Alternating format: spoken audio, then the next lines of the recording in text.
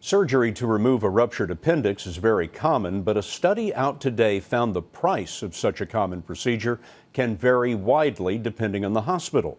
Dr. Jon LaPook tells us why.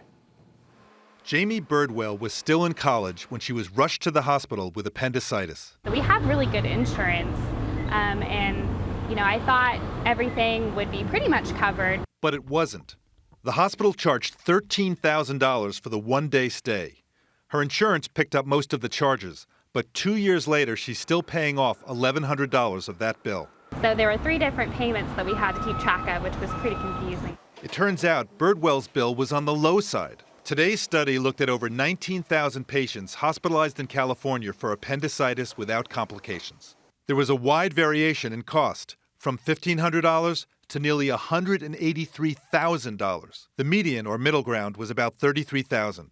The lead author of the study, Dr. Renee Shaw, says it adds up to complete confusion for the patient. Hospitals can basically charge whatever they want because there's no guideline or reference pricing of how hospitals come up with what a charge is. That's because hospitals create long, itemized bills for each service provided during the stay.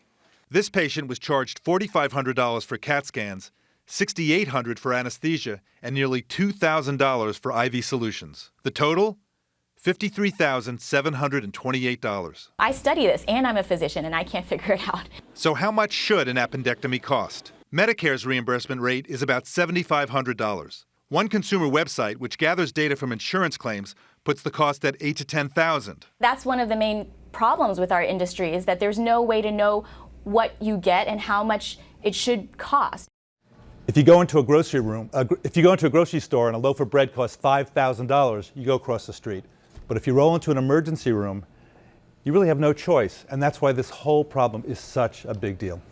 John, it's amazing. Thank you very much.